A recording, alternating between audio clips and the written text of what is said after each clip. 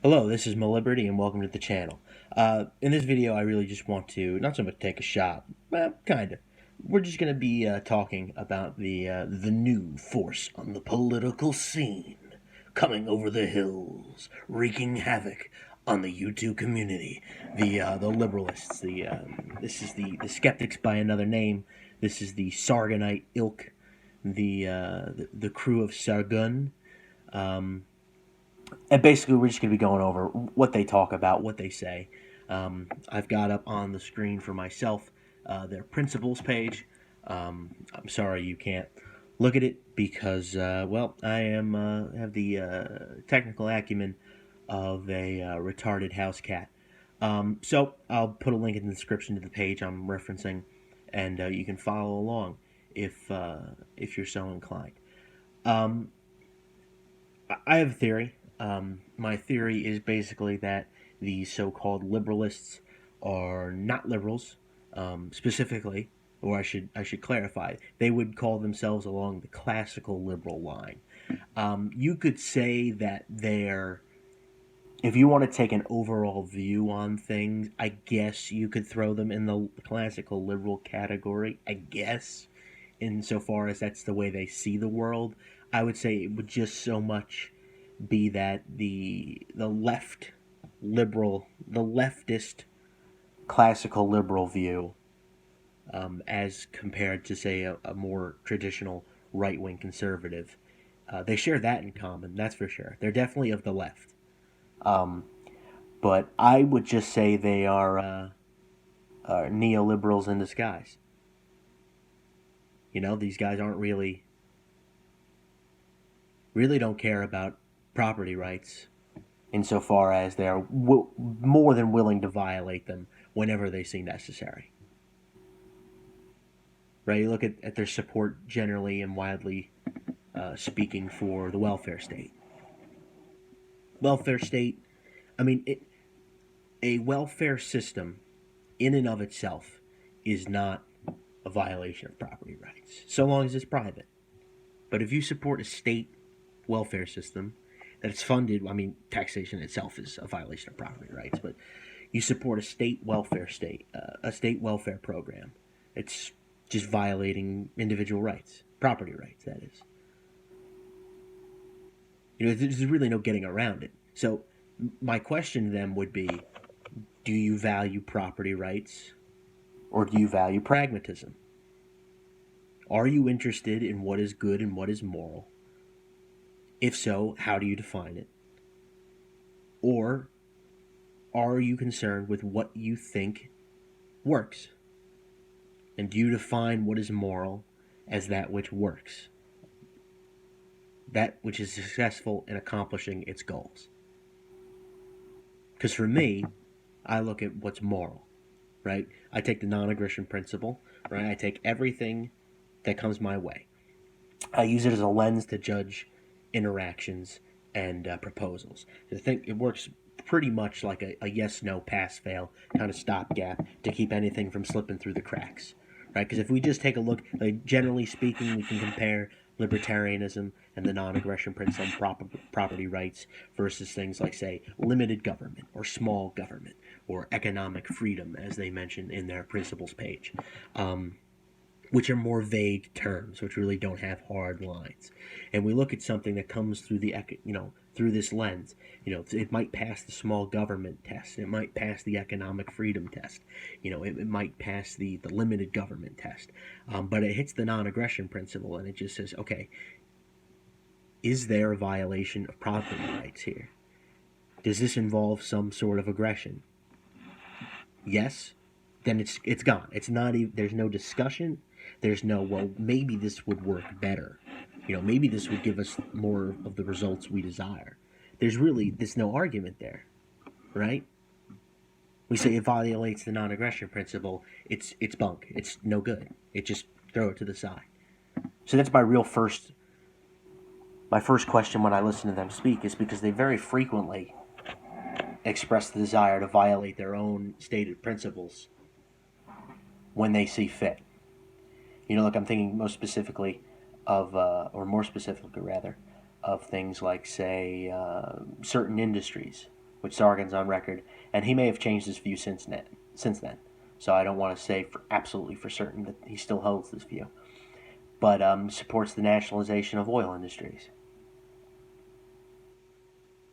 Right? I mean, we understand that governments are legitimate, and so they really can't justly acquire property. So any property they hold currently is illegitimate; it's not theirs. Um, so if you look at, say, like a country like England, I don't know that they don't. I'm not an expert on any oil reserves in England. Let's say England has some oil. You know, the government doesn't own it. I mean, whoever owns the land owns it. To nationalize it is to say, okay, look, your property, yeah, it's not yours anymore. Take a hike. And he would say, look, no individual can own the oil. That's the country's oil. It's like, what do you mean that's the country's oil? It's not the country's land. It's the landowner's land. And he could sit on it and do nothing with it. He could sit there, not pump an ounce of the oil out of the ground. Just let it sit there. Or do you not care about property rights? Like it's very simple. You cannot hold these views at the same time. You can either say property rights are our highest ordered value. We value property rights above all else. Or we value pragmatism. We want what works best to happen. And like always occurs with these pragmatist views is the best does not happen. Rights are violated, and eventually it spirals into some form of collectivist totalitarianism. Eventually. I'm not saying this is, day one, they nationalize the oil. Day two, Holocaust. It's not a direct line. But you get what I'm saying. I mean, this is a situation the United States and the West generally has found itself in. I mean, if you look at the U.S., we started out saying we respected property rights, but the Constitution puts in there, and in particularly, which I think is talked about less, and I'm not particularly well read on the subject, so I can't say that I know the exact answer. But obviously, the Constitution limits the powers of the federal government, but each of these states initially had their own constitutions. And while obviously a smaller government in terms of size, geographic size, is preferable. It's a state is a state is a state, so it's just as garbage as the federal government. But these governments generally respected property rights more than others, and they explicitly said so. But they put in their special provisions wherein property rights could be violated. Okay? Now, I'm going to say, libertarianism does this too. Okay? We don't believe in pure freedom because we understand that your actions have consequences. Right? If we were to say pure freedom, then you really couldn't even enforce the non-aggression principle because you'd be violating their rights. You'd be violating their property rights when you took action against them. But we set what we believe to be the most reasonable and the most moral restrictions on freedom. That is to say, the non-aggression principle. Okay, so long as you don't violate the non-aggression principle, anything goes. But we look at the U.S. and they didn't take that path. You have a democratic republic that got more democratic as time went on, and you had more and more people voting, whether it was women or people who weren't landowners. Eventually the freed slaves, and you just basically get a shit show. And that Constitution wasn't worth the paper it was printed on, and it just fell to pieces as these guys just they decided they wanted what they thought would work the best. That property rights were nice and all, but when it comes to it, they want what they want, and they're willing to run it over. And that's how we get here. Like, people misunderstand. They think, oh, well, the problem wasn't with the Constitution and the government. It was that people came along and they misinterpreted it.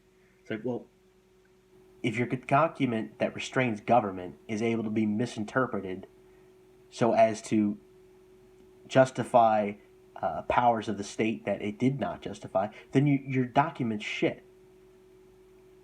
Like, the Constitution, it's Swiss cheese at this point, People get around it all the time. It's happening. I'm willing to guess it is currently 12:31 a.m. on a Saturday, or I guess a Sunday morning, and I would wager right now that the Constitution is being violated in some way or another. I'd be willing to bet at least a couple fingers on that fact. So when you say you respect property rights and that property rights are a value of yours and a principle, you have to make it clear where it falls. And really, in my estimation, it's number one or it's not. Or it's not one of your values. Now, people can make the argument, well, no, libertarians, it's technically your second, right? Because the non-aggression principle is number one. But really, the non-aggression principle is in tandem with property rights. They go hand in hand. One really cannot exist without the other. Right? The idea of the non-aggression principle is more or less just a respect for property rights.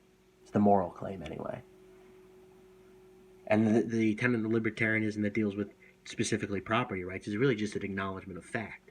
It's acknowledging that property rights exist, that they're not a construct, that they're not bestowed on by government, that they simply are. And absent people, or more specifically, I should say, state, absent a state, property rights still exist, and it is still immoral to violate them. So this is, I mean, my major complaint has been, and continues to be, that these people are not liberals. They're not classical liberals. Not that I'm a classical liberal by any stretch. I have major issues with them as well. But they're basically neoliberals in disguise. Like these are John F. Kennedy style liberals, which to me is a soft New Dealer, which is like 3 steps from a progressive, which is like 5 steps from Mao. So just think on that. You're basically, you're a hop, skip, and a jump from totalitarian communism in my book. What a ringing endorsement. But in all seriousness, neoliberalism is how we got here. Like they think they're solving the problem. It's like the ball of civilization is rolling down the hill, and your suggestion is to push it back up halfway and then let it go again. And you're like, well, no, it's just going to stay there this time. What do you? How is it going to stay there? No, but we wrote a constitution. It won't.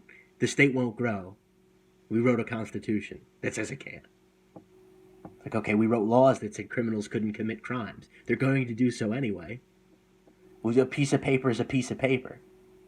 Words are wind and paper is shit. It doesn't mean anything. It's not going to stop anything. The only way I could even conceive of a state being held in check is if you had a heavily armed populace who was constantly on the verge of violent revolution. Like the minute they even touched property rights, the people would be out in the streets, there'd be shots fired, government officials being tarred and feathered left and right. Like that's the type of environment that would even have a chance of having a government that didn't grow. Which in this day and age, with just the level of prosperity and comfort we have relative to the past, it's pretty difficult to imagine. So my question to these guys is, how are you going to solve anything? You want to set the clock back to 1990, that's great. By 2038, we're back to 2018 levels, right? You haven't stopped this growth of the state. You put a little hiccup in, it just takes the lawyers, a couple years of loopholing to find new ways through that Constitution. And what's the Constitution you want to propose anyway going to be? It's going to be the U.S. Constitution? It's going to be better than the U.S. Constitution? Are you James Madison? Are you that great? Are we going to get people that great? If I look at the Constitution that the Founding Fathers wrote, I think if they looked at it now, they'd be like, oh shit, well, we clearly fucked up. It's clearly our fault that things got the way they did. We put language in there that was way too vague. And the Constitution is pretty pinpoint. The 10th Amendment pretty clearly excludes everything that's not, I believe it's the 9th, that, the Constitution clearly enumerates what the federal government can do. And it says anything it can't do, if it's not listed here, it cannot do. Simply, period, end of story. But they do it anyway. So you've got to decide what is your highest order here. And like I said, this whole time I've been looking through this liberalist principles page, which, I mean, to my mind, if your principles are take up a page, you've got too many, or you can combine a bunch, right? Like individual rights, economic freedom, freedom of speech. That's one. That's property rights. There are no rights but property rights. It's simple as that. There's no positive rights, those aren't rights. There are no negative rights. The only negative right is property rights, so why even bother with the term? It, you know, it presents the obvious comparison to positive rights, which aren't rights. Right? There are property rights, and then there are things that are not rights. It's that simple. And they go self-reliance, blind justice, secularism. Okay. I mean, if you go through self-reliance is really just, that's more of an attitude, not really something that we would look at as far as a principle for government, but I can't disagree with it. Blind justice, I can't complain. Secularism, all right, it's not a theocracy. That's a big step forward. And of course, the thing that this is just the shit cherry on the shit cake is democracy. Like, democracy undermines everything you've put in here. It's like a giant loophole, just a giant back door. You've eliminated the ability for any of these principles to be maintained the minute you put democracy in there. Because the minute people can vote, all it takes is you just need enough people to not respect those rights. Look at now. I mean, how many people have put issue by issue actually look at it and say, well, is this allowed by the Constitution? I mean, most people don't know. And then you leave it open for the corporations to corrupt them. I'm not one of these capitalists who are going to shy away from critiquing the corporations where justified. I mean, the problems. I mean, it's the same thing with religion, right? You talk about secularism. How about economic secularism? Right? Keep the government out of the economy altogether. I mean, so long as you have a state, you're going to have people influencing it. So long as the state is spending money and exerting influence, you're going to have people competing for influence over it. It's a simple fact of nature, just going to happen.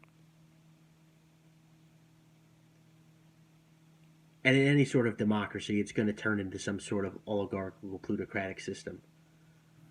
Because you're going to have the big money people are going to decide who gets up there, particularly in this day and age. We're moving away from it with things like the internet. And, you could conceive of a candidate doing an entirely, like a campaign that's based on, like, say, Patreon or GoFundMe. He makes YouTube videos. He posts on Facebook, things like that.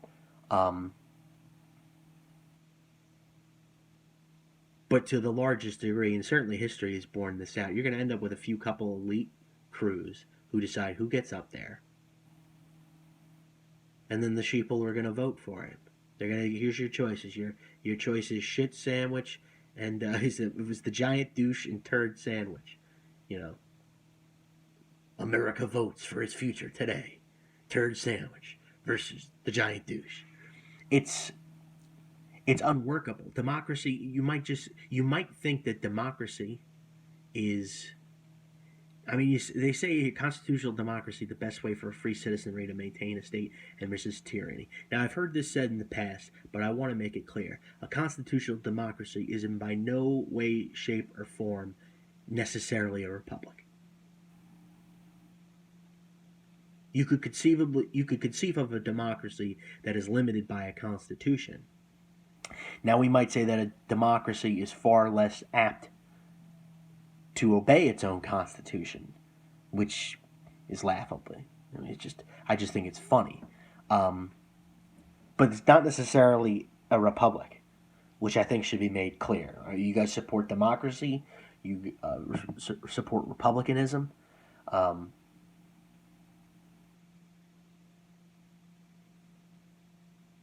don't know. I look at this and it's just, And it's just you've presented these so-called principles. You've not clearly outlined what are rights, where they come from, what is moral, what isn't moral for a state to do. Is a state moral? What is the justification for the state? And then in the one democracy line, you just flush it all down the toilet. It's like, well, we put all these things forward, but if people don't agree, well, then we're more than willing to ditch them all and go along with the crowd. I don't know. Like I said, these people, they do not value most of these things. They only value them insofar as they think they are successful at producing prosperous societies. I mean, it says so itself in the economic freedom line. Property rights that begin with personal self-ownership and private property creates the most productive societies. There's not a single mention there of any sort of morality. There's no claim that property rights, that the violation of property rights is immoral. It doesn't explicitly state that having productive societies or maximizing the productivity of societies is moral. Now, some of these, freedom of expression is a necessary and fundamental pillar of a free society. That, again, really sounds more like a pragmatic argument, that if we want a free society, we need free speech. Like, it's a necessary thing to reach an end, to reach a goal. It's not that to violate someone's freedom of expression is immoral. It doesn't say that clearly. Individual rights. Protecting the rights of the individual must be the highest value of society to foster mutual tolerance and respect towards the cultivation of the dignity of every person. This is just flowery nonsense. What the fuck does this mean? Protecting individual rights. Protecting the rights of the individual must be the highest value of society. All right, well then ditch democracy. You say it's the highest value of society. Now, is it the highest value of society or of the government, your governing principle? I have, and numerous people have made that if rights of the individual, which I'll say those rights are not clearly enumerated, I am going to substitute in my own personal opinion, or I should say my view of what rights are, which are property rights. So we're going to slip this in. Protecting the property rights of the individual must be the highest value of society. Again, is this society? Is this a social? Is this cultural? Is this the state? Questions need to be answered. To foster mutual tolerance and respect towards the cultivation of the dignity of every person. Are we saying that the dignity of every person is what we're basing morality on? So if I'm not particularly dignified, and if I don't have dignity, is the system not working? Because you could easily just say this. Look, as I said, freedom of speech falls under property rights. Economic freedom falls under property rights. Individual rights, only rights are property rights. You just need to say it in one word, that the violation of property rights is immoral and cannot be tolerated. Period. End of story. That's it. Maybe throw in a line there about self-defense. Little non-aggression principle mixed in for good measure. And what's more, as I've alluded to it throughout, but I'm looking at this, and this is not what they believe. And you look at what they say throughout, when they're pressed on their views, you look at what they say, and you look at this, and it's just simply, they don't add up. I said it before, and I'll say it again, and it might make its way somewhere into the title of this video when I'm done. They are neoliberals in disguise. They're no different than the group that birthed the progressives. The modern progressives, anyway. They're an evolution. Now, they're not as bad as, say, like early 20th century progressives. They're a little less nuts than them. But they're very similar. So to look at them and say they're classical liberals, and if you actually, in honest to goodness, look at the principles of classical liberalism and adhere to them, which I would say would make you more of a big L libertarian, if not lead you directly down the path to either night watchman minarchy or anarchism. If you're one of those, you look at what they say, and they're going to keep spouting out about classical liberalism, liberal, this, that, and the other thing. You'd be taken in by it. It's not true. They're neoliberals. They're not the same, say, as the current kind of Hillary Clinton. Our social, our domestic politics are progressive. Our foreign politics are neocon. Not one of those.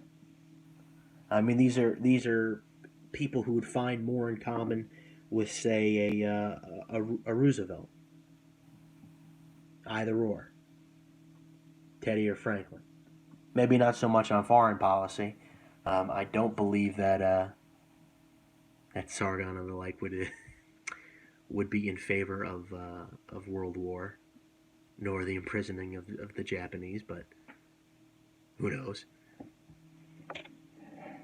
I mean, I've defended him in the past, so I don't want to make this sound like a personal attack at all. I'm just looking at this. I look at what they say, and I look at this, and it does not look like it's written by the same people, unless they're not that they're intentionally doing this, but they're really just trying to speak the language of freedom, when in fact they do not apply these principles whenever it suits them. Whenever it suits these people, they dump these out the window and they say, we can't do it because it won't work. And I'll say, this has always been their argument against anarchism. Like, if you look at Sargon and his arguments against anarchism, it comes down to slander. Generally just says it's retarded is usually the word he works. I believe that the phrase he almost always says is, anarcho-capitalists are under the delusion that without a state, private property would exist. Now, I think he most specifically is saying that without a state to enforce private property rights, that in effect, property rights wouldn't exist. Which is laughable to me, seeing that under a state, private property rights have effectively vanished. Certainly in America, anyway. If there's a property tax, I got news for you. You don't own your land. It's called rents illegally obtained. I don't know. They won't respond to me, but they shouldn't, because this is my second video, and probably my mom's the only one who's going to watch, and she probably won't even actually pay attention. But, you win some, you lose some. Alright, that's me signing off for now. In summary, kiddos, don't get taken in by this. Alright, if you actually care about liberty, these are not your guys. There's better people. You're probably more along the conservative line, if you're not ready for libertarianism yet. But, freedom can be scary, but I really encourage you to look into what non-aggression really is, why it's the foundation of freedom, and anything else will only be a delay of tyranny. All right? Thank you for watching. Drop a like or subscribe. I would appreciate it. If you post any comments, considering I won't have many, I'll try to answer all of them, either seriously or I'll be a shitlord, depending on the mood. Thank you for watching. Have a good one. God bless.